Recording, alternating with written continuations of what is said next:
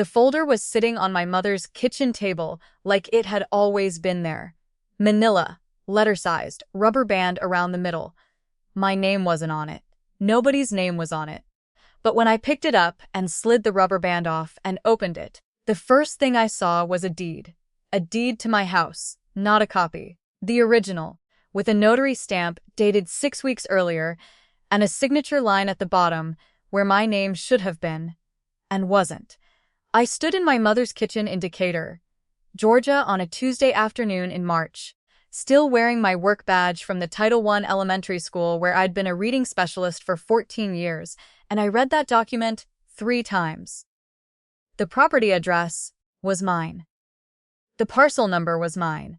The legal description matched the house I had bought in 2009 on Fern Creek Drive in Stone Mountain, the house I had painted twice and replanted the front beds in twice and replaced the water heater in last November. The name on the deed was not mine. It was my brother's. I should tell you about Darren. Darren is 4 years younger than me, which makes him 47. He has been, for as long as I can remember, the one my parents worried about first. Not because he was bad. Darren wasn't bad, exactly, but because he needed things. He needed help with rent in his 20s, help with a car in his 30s, help with a situation involving a business partnership that went sideways in 2017 and that nobody in the family ever fully explained to me. He was charming the way some people are charming. Genuinely, and in a way that made you want to give him what he asked for before you'd finished thinking about whether you should. My parents loved us equally. I believed that then. I'm still working out what I believe now. Darren had been talking for 2 years about buying property in Costa Rica, a piece of land near Tamarindo, something he could develop slowly, rent out eventually, retire to someday. He brought it up at Christmas dinner. He brought it up at my mother's birthday lunch. He had a folder of his own, photos, listings, a printout of exchange rates, that he'd spread across my parents' dining room table once and talked about for an hour while my father nodded and my mother refilled everyone's sweet tea. I listened politely. I did not think about it after I got home. I should have.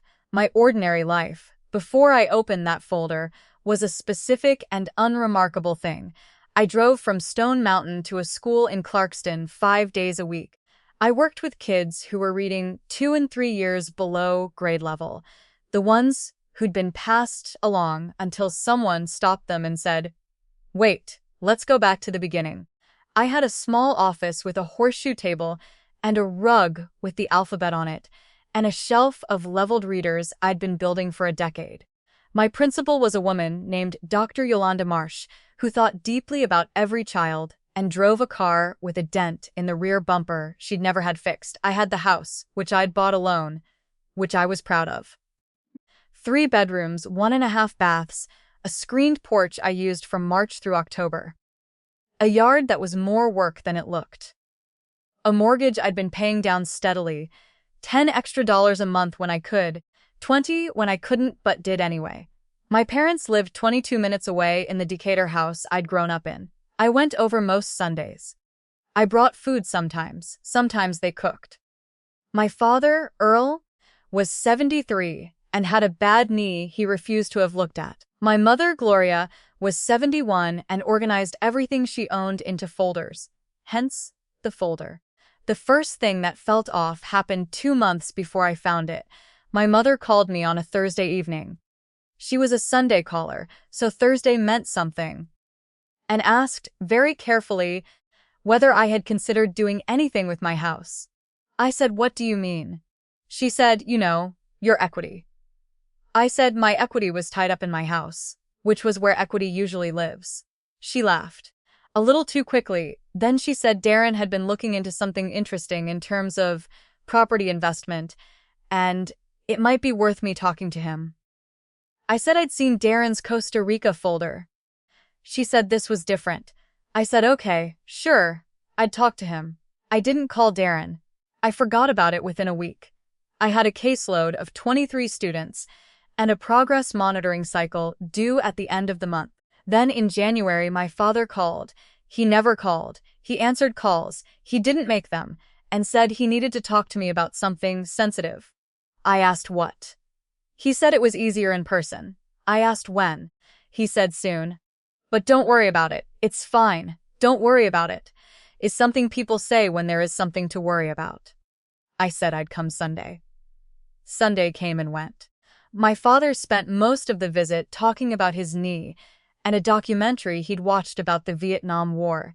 He didn't mention sensitive or soon or any of it. I drove home and told myself I'd imagined the weight in his voice.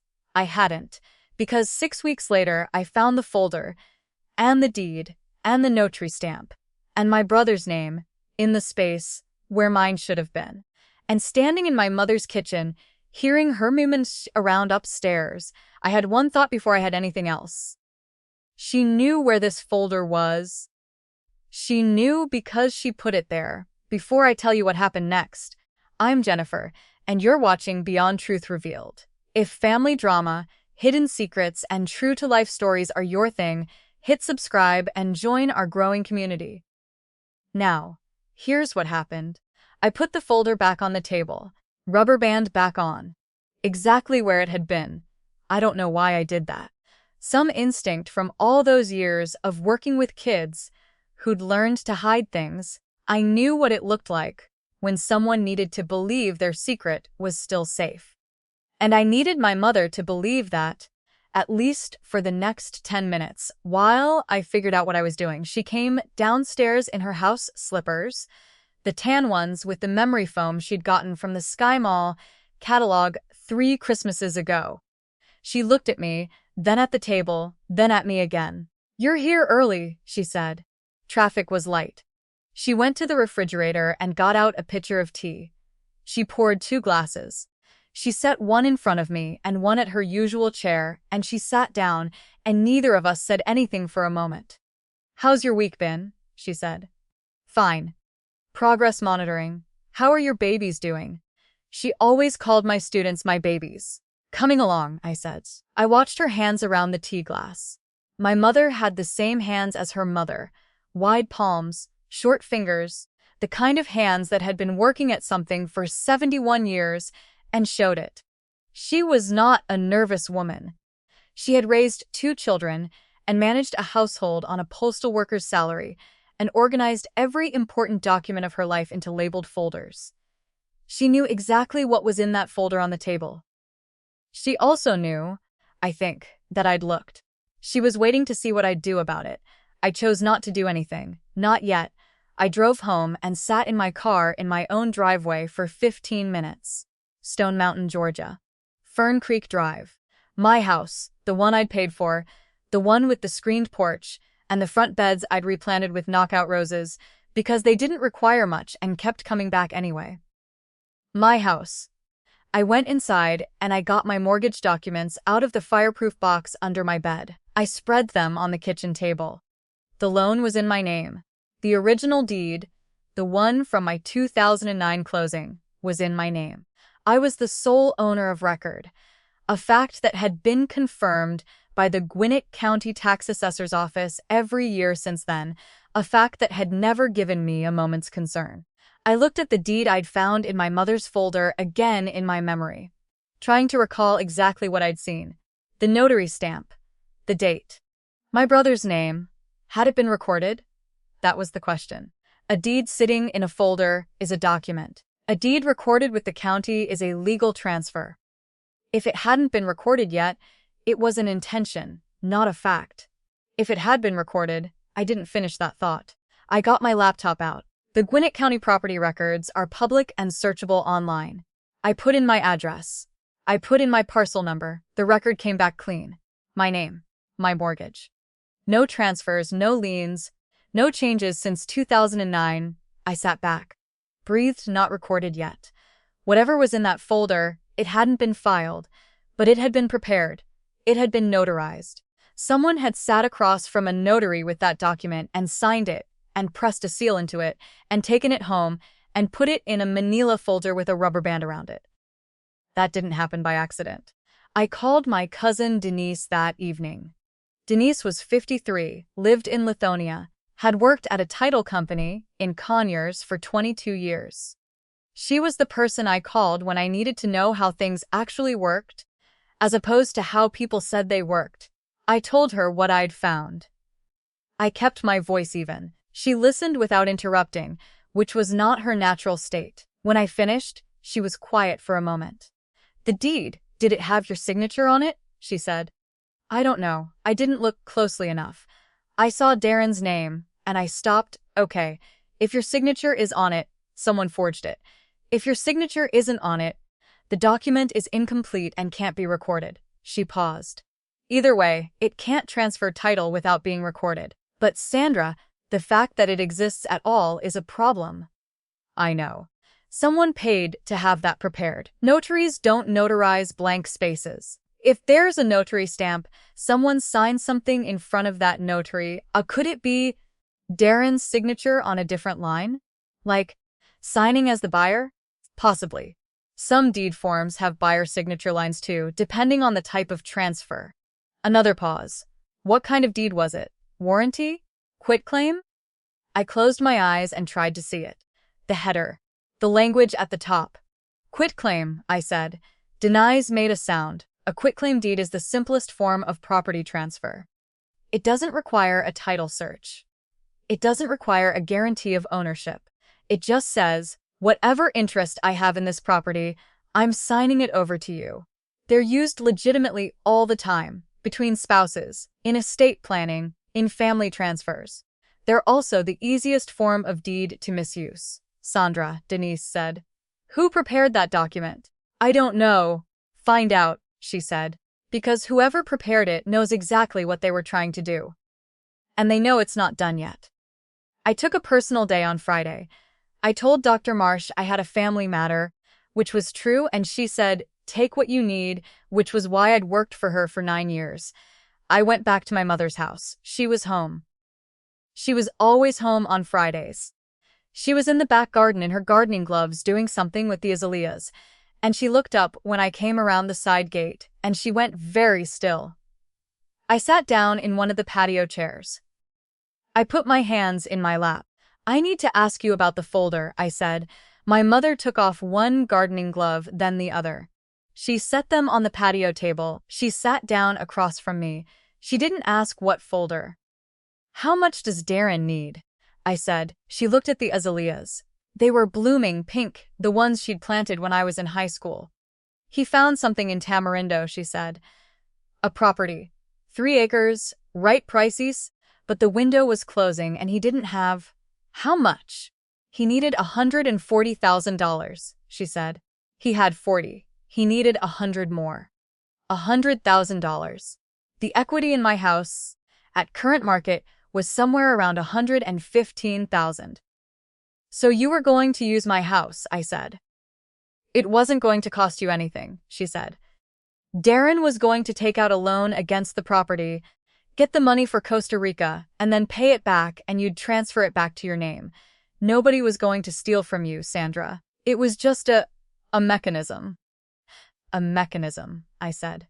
Darren explained it all. It made sense when he explained it. I looked at my mother's hands in her lap. 71 years old. She'd worked the mail routes in DeKalb County for 31 years. She'd raised us in this house. She'd saved every document she'd ever been given, because she understood that paper was what protected you. She had used all of that orderliness, all of that careful saving and organizing, to help execute a plan to transfer my house without telling me. "Mom," I said, "who prepared the deed?" She looked at the azaleas again. "Darren found someone," she said. "Found someone where?" She shook her head, not refusing to answer. Genuinely not knowing, Darren had found someone. Someone had prepared a quitclaim deed with a notary stamp, and my mother had filed it in a folder on her kitchen table and waited, I supposed, for whatever the next step was. I needed to know who that someone was, because they had prepared a fraudulent document, and depending on what signature was on it, they may have helped commit one. Darren called me that same evening. I hadn't told my mother I was going to look into it. I hadn't said much when I left, but she'd called him. Of course she had. He called from a number I recognized and I answered. Sandra. His voice was warm, the way it always was. Darren had a voice that made you feel like the conversation was going well even when it wasn't. Mama said you came by. I found the folder, Darren. A pause. Short. He recovered fast. I was going to tell you about it. I've just been trying to work out all the details first. The details, I said. Like whose signature is on that deed? It's a placeholder document. Nothing's been filed. I know nothing's been filed. I checked. Another pause. Longer. I was going to come to you, he said.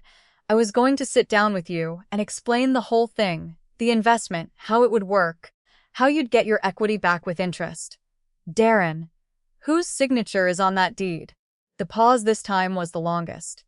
It's a signature block, he said. It's not filled in yet. We were waiting until we talked to you. I didn't believe him. I wanted to, the way I'd always wanted to believe Darren, the way my parents had always believed Darren, the way his voice made it easy to slide toward yes before you'd thought it through. But Denise had said a notary doesn't stamp a blank space. Something was on that signature line, and Darren didn't want me to know what. I'm going to need to see the original document, I said. Ace? Of course, he said. That's totally reasonable. Let me just. I need a few days to get everything together so I can explain it properly. A few days, while the document sat in our mother's folder. While whatever next step was planned moved closer. Darren, I said. I want to see it by Monday. He said, of course, absolutely, that made sense. He said it with the warmth still in his voice. And that warmth, which I had known my entire life, was the thing I trusted least right now. Monday came and went without a word from Darren. I wasn't surprised. I'd spent the weekend doing the only thing I knew how to do when something was wrong. I made a list of what I didn't know and started finding out. I knew the deed existed. I knew it was a quitclaim. I knew it had a notary stamp. I didn't know whose signature was on the grantor line, the line where the person giving up the property signs. I didn't know who had prepared it. I didn't know if there were other documents. Denise had mentioned that sometimes a quitclaim is accompanied by a deed of trust, a promissory note, something that formalizes the loan Darren supposedly needed to take out. If there was a promissory note attached to my property that I hadn't signed, that was a different level of problem. I called Denise again on Saturday morning. She came over in the afternoon with a notepad and a focused expression, and we sat at my kitchen table, and she walked me through exactly what to look for and how to find it. Gwinnett County records, as I'd already checked, showed nothing filed. But Darren had mentioned Costa Rica, and the document itself had been prepared somewhere local. The notary stamp would have an address or commission number. If I could see that number, Denise said, I could find the notary. And the notary can tell you exactly what was signed in front of them, she said. Will they? Notaries are commissioned by the state. They keep journals. If a document was fraudulently prepared, they have an obligation to cooperate with anyone investigating that fraud. You just have to give them a reason to look. I needed to get back into that folder. I needed to see the full document, the notary stamp number, the preparer's information, every line. My mother had the folder. My mother was not going to hand it to me willingly, not with Darren calling her between now and then. But my mother was also a woman who left her spare key under the ceramic frog by the back steps. The same place she'd kept it for 20 years. The same place I'd known about since I was in the 8th grade. I wasn't going to use it without telling her. That wasn't who I was. But I thought about options, and I thought about the fact that the document had been sitting in that folder for at least 6 weeks, which meant whatever timeline Darren was working with had a shape to it, a next step, a moment when it stopped being a placeholder and became something filed and real. I didn't know how much time I had. What I did know was that on Tuesday morning, I had an appointment at the Georgia Secretary of State's office website, on my laptop, with the notary commission lookup tool, if I could just get that stamp number. And I knew one other thing. The document had been prepared by someone. Prepared documents don't appear by themselves. Someone had typed that deed, formatted it correctly, knew the legal language, knew what a quitclaim required. That someone was either an attorney or someone who worked in property law. Denise had worked in a title company for 22 years. She knew everyone in that world within a 30-mile radius of Atlanta. On Monday evening, I emailed her the question. If someone wanted a quitclaim deed prepared quietly, without going through a proper closing or title company, who would they go to? She wrote back in 11 minutes. There's a guy in Stonecrest. Does document prep. Not an attorney. Has had complaints before. Name is Vincent Pruitt. She included a phone number and an address on Evans Mill Road. I wrote both down on the notepad I'd started keeping by my laptop. Tuesday morning. I'd go to Vincent Pruitt on Tuesday morning. But Monday night, sitting at the kitchen table with the notepad in front of me and the street quiet outside, I thought about something Denise had said on Saturday. You just have to give them a reason to look. Someone else had a reason to look.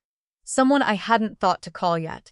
Someone whose job it was to investigate exactly this kind of document preparation.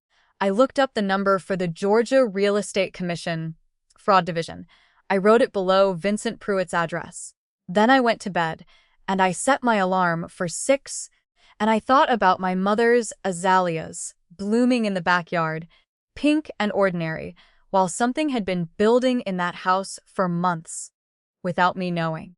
Vincent Pruitt operated out of a strip mall on Evans Mill Road between a nail salon and a cell phone repair shop. The sign on his door said Pruitt Document Services. Notary, wills, deeds, translations. The door was glass, and I could see him inside before I opened it. A man in his mid-50s, heavyset, reading something on a desktop computer that looked like it belonged in 2011. He looked up when I came in. He had the careful, assessing look of someone who spent his days figuring out what people needed and whether he could give it to them without too much difficulty. I told him my name. I told him I was the owner of a property on Fern Creek Drive in Stone Mountain. I told him I had reason to believe a quitclaim deed involving that property had been prepared by his office. He didn't say anything for a moment. I watched his hands. He'd put them flat on the desk, which was the move of someone deciding very fast how to play something. I prepare a lot of documents, he said. I know, I said. I'm not here about the others. I'm here about mine. Do you have a copy of what you're referring to? No. But I have the parcel number and the address. And I have the approximate date range, sometime in the last 8 weeks. And I have the name of the person who would have brought it to you. I paused. Darren Okafor. Something moved across his face. Not guilt, exactly. More like the expression of a man recalculating. I don't discuss client matters, he said. Mr. Pruitt, I said. I haven't signed anything. Whatever was brought to you, whatever was prepared in my name, I did not sign it. Which means either the grantor line is blank and you notarized an incomplete document, which is a violation of your notary commission, or there is a signature on that line that isn't mine, which is a felony. I stopped. I'm giving you the opportunity to talk to me before I file a complaint with the Georgia Secretary of State and the Real Estate Commission. He looked at his desktop for a long moment. The screensaver had kicked on. Fish, slowly drifting, the kind that came pre-installed on computers in 2011. The document he brought me, Pruitt said slowly, had a signature on it when he came in. He said it was his sister's. He said she'd signed it ahead of time because she lived far away and couldn't come in person. I felt something careful and cold settle in my chest. Not rage. Clarity. That's not how notarization works, I said. I know, he said quietly. I should have. I know. Did you stamp it? He didn't answer, which was an answer. Mr. Pruitt, I said, I'm going to need a copy of the journal entry from that notarization. Date, document type, the name of the signer as presented to you. He was quiet for a long moment. Then he opened his desk drawer. I had what I needed. Denise reviewed the notary journal copy that evening at my kitchen table.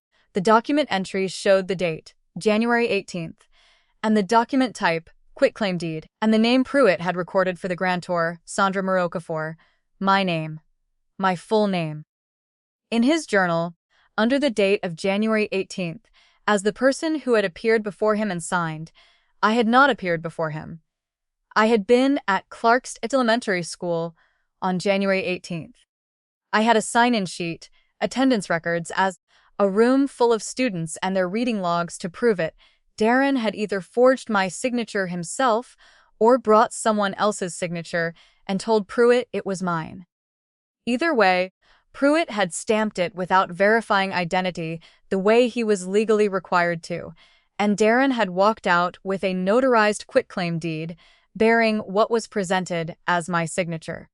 I sat with the journal copy in front of me and Denise across the table, and I thought about what to do next, in a specific and ordered way, the way I did progress monitoring, the way I broke a reading problem into its smallest pieces. Document obtained, fraud established. Next step, legal counsel. I called my school principal, Dr. Marsh, not because she was an attorney, but because she was the most organized person I knew, and she'd once mentioned, gone through a property dispute with a contractor 2 years ago and had found a real estate attorney she trusted. Dr. Marsh answered on the second ring. I told her I had a situation. She said, "Tell me." I told her. She didn't interrupt once. When I finished, she said, "His name is Gerald Whitfield. He's on Memorial Drive. I'll text you his number right now." She did. I called him that same evening and left a message. He called back the next morning at 8:15. Before I'd even left for school, Gerald Whitfield's office was on Memorial Drive in Decatur, a 2-room suite on the second floor of a building that also housed an insurance agency and a notary, not Pruitt, a different one. Gerald was 62, had practiced real estate law in DeKalb County for 30 years, and had a wall of framed certifications that he didn't draw attention to and didn't need to. I brought everything. The mortgage documents, the original deed from 2009, the Gwinnett County records printout showing no transfer, the notary journal copy from Pruitt, and my own handwritten timeline. Gerald read without speaking. He asked 2 clarifying questions. Then he set the papers down. "You're right that nothing's been recorded," he said, "which means your title is currently clean. But you're also right that this document exists and has been notarized, which means someone intended to record it." "What happens if they do?" I said. "If a fraudulent deed is recorded, it clouds your title. You can clear it, but it takes time and legal action. Lenders see it, buyers see it. It creates a problem even after it's resolved." He paused. "The cleaner solution is to prevent recording. How? We file what's called a notice of pendency, a lis pendens, against the property. It puts the world on notice that there's a legal dispute regarding this title. No lender will process a loan against it, and any attempt to record a transfer will be flagged." He looked at me. "We file it today. It costs you a recording fee and 45 minutes of my time." "Do that," I said. He did it while I sat in his client chair. He sent the filing electronically to Gwinnett County, confirmed receipt, printed the confirmation page, and handed it to me. That was Tuesday. On Wednesday, I filed a complaint with the Georgia Secretary of State's office against Vincent Pruitt's notary commission, attaching the journal copy and a sworn statement from me that I had not appeared before him on January 18th and had not signed any document that day. On Thursday, I called the DeKalb County Police Department and spoke to a detective in the fraud unit whose name was Andre Simmons. He was calm and specific, and he asked good questions. He asked if I wanted to file a report. I said, yes. I named Darren. My mother called me on Thursday evening. Darren had called her. He'd found out about the lis pendens, probably through Pruitt, who was probably covering himself by that point. And he'd called our mother and told her I was trying to destroy the family over nothing. I let her talk. She said things that were hard to hear, not because they were cruel, but because I could hear how frightened she was, how much she needed this to be fixable in a way that didn't require anyone to be wrong. When she finished, I said, "Mom." He forged my name. Or he handed someone else's signature to a notary and said it was mine. Either way, it's a crime. Silence. He said it was just a formality, she said. He said you would have signed it anyway. Then why didn't he ask me? Another silence. Longer. I don't know, she said. That was the most honest thing she'd said to me in months. I know you didn't mean for it to go this way, I said. I know you believed him, but I need you to understand what was actually done. She didn't say anything for a long time, then, "Are you going to let the police talk to him?" "I already filed the report," I said. She made a sound I didn't have a name for. Not crying, not anger. Something older than either. "Mama," I said. "He cannot take my house." "I know," she whispered. "I know you know," I said. "I need you to know that I know you know." Darren was interviewed by Detective Simmons in April. I wasn't there, but Simmons called me afterward and told me what he could. That Darren had maintained the signature was valid, that Pruitt had told a different story, and that the discrepancies were significant enough to warrant further investigation. Gerald Whitfield filed a civil action in my name against Darren in Gwinnett County Court. Fraudulent conveyance, attempted title fraud, civil conspiracy. The lis pendens held. The property stayed in my name. Pruitt's notary commission was suspended pending review by the Secretary of State. His response to the complaint, which I received a copy of, contained language about acting in good faith that Gerald said was standard and unlikely to be persuasive. The Costa Rica property, the 3 acres near Tamarindo, the thing that had started all of it, I found out later never existed. Not in the way Darren had described it. He'd shown my parents a listing that had been sold 8 months earlier. He needed the $100,000 for something else, something that came out later in the investigation, that I won't go into here because it wasn't my business, and I've already spent enough of myself on Darren's business. My mother came to my house for the first time in 4 months on a Sunday in June. She brought food, a container of her potato salad, and a pound cake, and she set them on my counter and stood in my kitchen and looked around at it the way she'd always looked at things she was trying to memorize. "I'm sorry," she said. I had been waiting a long time to hear that. Now that it was here, I didn't know what to do with it. "I know you are," I said. "I should have told you. From the beginning. When Darren first came to us." "Yes, he said you'd say no." "I would have said no." She nodded. She already knew that. She'd known it when she put the folder on the table, which was why she'd hidden it in plain sight. The way she hid things she wasn't comfortable with, but couldn't bring herself to throw away. We ate lunch at my kitchen table. She asked about my students. I told her about a boy in 2nd grade who had been reading at a pre-primer level in September and had just finished his first chapter book. She said, "Sandra, that's everything," and meant it. The civil case was pending.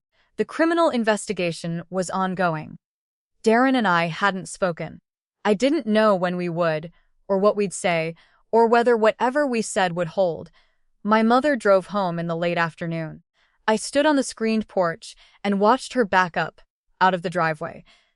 The careful 3-point turn she made even though the street was empty. Because that was how she did everything. Deliberately, taking up only the space she needed. The knockout roses were doing well this year. They didn't ask much. They just kept coming back. Before I tell you what happened next, I'm Jennifer, and you're watching Beyond Truth Revealed. If family drama, hidden secrets, and true-to-life stories are your thing, hit subscribe and join our growing community. Now, here's what happened.